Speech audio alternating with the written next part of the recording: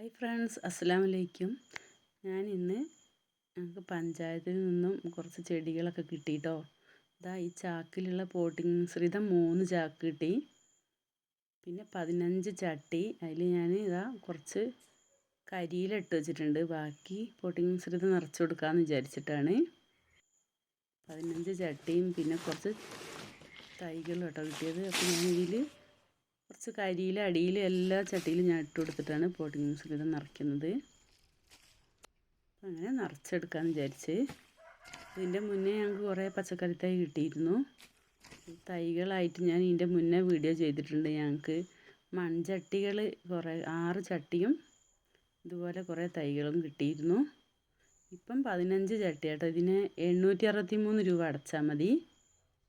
നമുക്ക് ഇത് ഒരുപാട് പോട്ടിംഗ് മിശ്രിതം കിട്ടുന്നുണ്ട്. അപ്പോൾ ഇതൊക്കെ എല്ലാ ചട്ടിയിലും നിറച്ച് നമുക്ക് തൈകൾ അതിലേക്ക് വെച്ച് കൊടുത്താൽ നല്ല ഉഷാറായി വളരും. അപ്പോൾ അത് നിങ്ങൾക്കും കൂടെ കാണിച്ചു തരാമെന്ന് വിചാരിച്ച്. അപ്പോൾ നിങ്ങളവിടെയൊക്കെ കിട്ടുന്നുണ്ട്, നിങ്ങളെല്ലാവരും വാങ്ങി ഇതുപോലെ കൃഷി ചെയ്തോട്ടോ. നല്ല തക്കാളി തൈകളാണ്, നല്ല ഉഷാറായി ഉണ്ടാകുന്നുണ്ട്. അപ്പോൾ ഞാനിതാ ഇവിടെ 4 നിറച്ച് വെച്ചിട്ടുണ്ട്. ബാക്കി നിറച്ചിട്ട് അപ്പുറത്ത് കൊണ്ടുപോയി വെച്ച് ഇതാ തൈകൾ ഇതിലേക്ക് വെച്ച് കൊടുത്തിട്ടുണ്ട്. തക്കാളി തൈയും പച്ചമുളകിൻ്റെ തൈ, വെണ്ടയ്ക്ക അത്ര കേട്ടോ ഇതിൽ കിട്ടിയിരിക്കുന്നത്.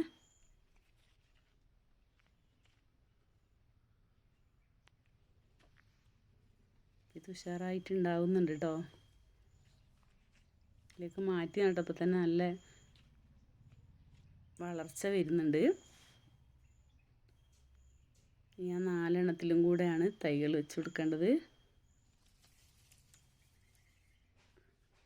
ഇതിലാട്ടോ ഞങ്ങൾക്ക് തൈകൾ കിട്ടുന്നത്, ചെറിയ കൂടിനകത്ത്. ഈ വീഡിയോ ആദ്യമായിട്ട് കാണുന്ന ആരെങ്കിലും ഉണ്ടെങ്കിൽ ഒന്ന് സബ്സ്ക്രൈബ് ചെയ്യണം, ലൈക്ക് ചെയ്യണം, ഷെയർ ചെയ്യണം. നിങ്ങളുടെ അഭിപ്രായങ്ങൾ കമൻറ്റ് ബോക്സിൽ കമൻ്റ് ഇടാൻ മറക്കരുത്.